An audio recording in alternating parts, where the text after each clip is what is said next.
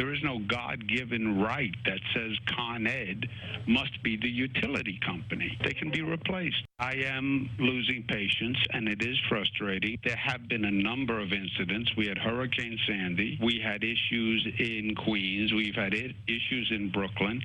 And these are not inconveniences. These are public safety emergencies. There, of course, New York Governor Andrew Cuomo teeing off on Con Ed, that in the wake of Saturday's blackout that plunged 70,000 customers into darkness.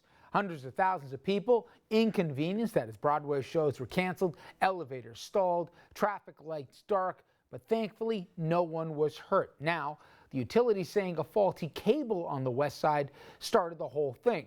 Well, joining us now is Jesse McKinley. He's the Albany bureau chief at the New York Times. And Jesse, we clearly had a ticked off governor, and the point that he's been making is this isn't the first rodeo with Con Ed. The utilities had problems in winter. We covered endless stories in the greater Hudson Valley and throughout the metropolitan area where they didn't have answers or let alone timelines for when people would have power restored. We saw LIPA already basically being taken away. At what point does this just go from frustration to actual real action, if not penalties, against Con Ed? Well, I think you have to look at it in two parts. I mean, one is the practical concern of, keeping the lights on, which Con Ed has proved not to be completely competent in doing under circumstances such as the blackout last weekend, as well as the hurricane, stuff like that. But then, of course, there's a political concern here. Governor Cuomo obviously prides himself as kind of a man of action. His nickname around the Capitol is Governor Windbreaker for the kind of emergency garb that he puts on every time there's a storm. And so for Cuomo, it's what he's essentially trying to do here is prove that he can take action. The contrast that was made over and over again last weekend was the fact that Cuomo was on the ground, that he was, meeting people in the streets of Manhattan where the lights were off, whereas Bill de Blasio, who is the mayor, wasn't around. He was campaigning in Iowa. So not only is Cuomo trying to kind of address an actual practical concern, keeping the lights on, but also he's probably trying to score some political points off Bill de Blasio, a fellow Democrat with whom he has clashed repeatedly.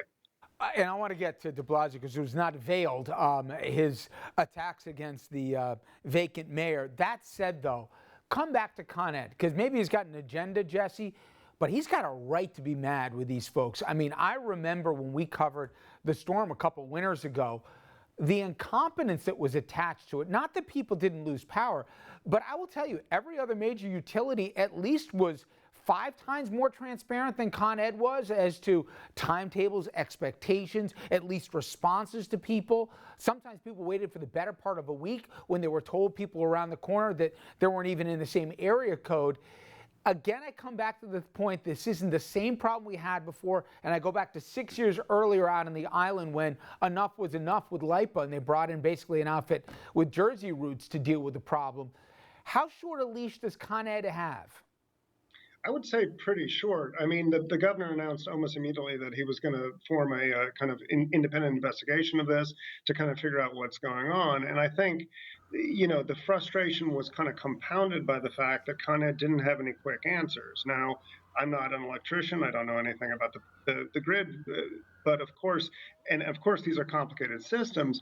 But I think Con Ed fumbled the ball in not having at least a kind of cogent explanation, or at least a range of explanations as to what was going on when the lights went out.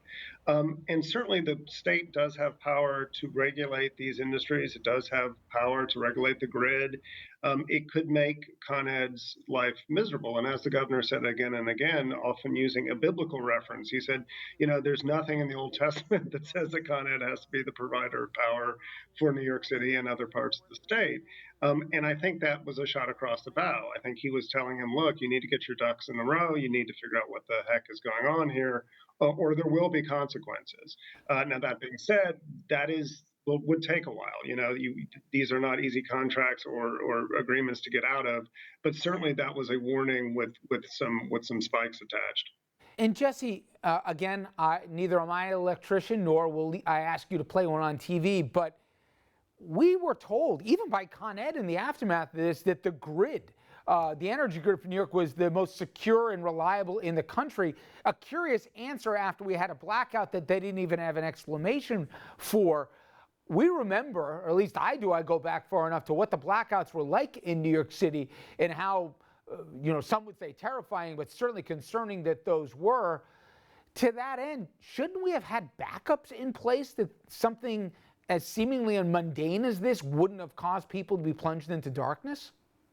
Yeah, one would think. Once again, I'm not an expert in that field, but you would think that with a city of 9 million people, all reliant on, particularly during the month of July, when you're talking about high heat, you're talking about a lot of air conditioners running, you're talking about a subway which eats enormous amounts of power.